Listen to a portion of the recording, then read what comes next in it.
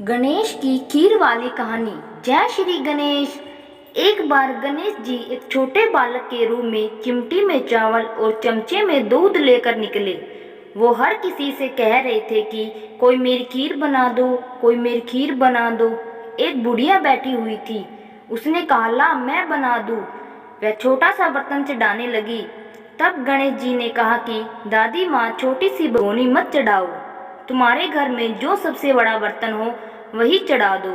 बुढ़िया ने वही चढ़ा दिया। वह देखती रह गई कि वह जो थोड़े से चावल उस बड़े बर्तन में डाली थी वह तो पूरा भर गया है। गणेश जी ने कहा, दादी माँ, मैं नहा कर आता हूँ। खीर तैयार हो गई तो बुढ़िया के पोते पोती खीर खाने के लिए रोने लगे। बुढ़िया ने कहा, गणेश जी तेरे भोग लगन कहकर चूल्हे में थोड़ी सी खीर डाली और कटोरी भर भर कर बच्चों को दे दी। बुढ़िया की पड़ोसन ऊपर से देख रही थी तो बुढ़िया ने सोचा यह चुगली कर देगी, तो एक कटोरा भरकर उसे भी पकड़ा दिया। बेटे की बहू ने चुपके से एक कटोरा खीर खाई और कटोरा चक्की के नीचे छुपा दिया। अभी भी गणेश जी नहीं आए थे। बुढ़िया को भी भूख लग रही थी। वह भी एक कटोरा खीर का भर करके किवाड़ के पीछे बैठकर खाने लगी। बुढ़िया ने कहा, आजा रे गणेशा, खीर खा ले, मैं तो तेरी ही राह देख रही थी। गणेश जी ने कहा, दादी माँ, मैंने तो खीर पहले ही खा ली। बुढ़िया ने कहा, कब खाई गणेश जी? गणेश जी ने कहा, दादी माँ, मैंने तो खीर पहले ही खा ली थी। बुढ़िया ने कहा, कब खाई थी?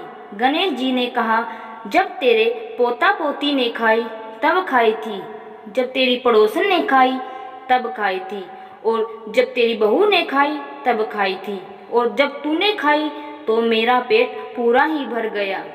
बुढ़िया ने कहा, बेटा, और सारी बात तो सच है, पर बहू बिचारी का तो नाम मत लो। वह तो सुबह से काम में लग रही है, उसने फिर कब खाई? गणेश जी ने कहा, चाकी के नीचे देख, जूठा कटोरा पड़ा है, वह तो वैसे ही खा गई। बुढ़िया ने कहा, बेटा, घर की बात है, घर में ही रहने दो। अब बताओ, बची हुई खीर का क्या करूं? गणेश जी ने कहा, नगरी जी जिमा दो। बुढ़िया ने पूरी नगरी जिमा दी, फिर भी बर्तन पूरा ही भरा था। राजा को पता लगा तो बुढ़िया को बुलाया और कहा, क्यों री बुढ़िया, ऐसा बर्तन तेरे घर पर सोवे अच्छा लगे या हमारे घर पर सोवे? बुढ़िया ने कहा, राजा जी आप ले लो। राजा जी ने खीर का बर्तन महल में मंगवा लाते ही खीर में कीड़े मकोड़े, बिच्छू, कंचले हो गए और दुर्गंध आने लगी। यह देखकर राजानी बुढ़िया ने कहा, बुढ़िया, बर्तन वापस ले जा, जा, तुझे हमने दिया।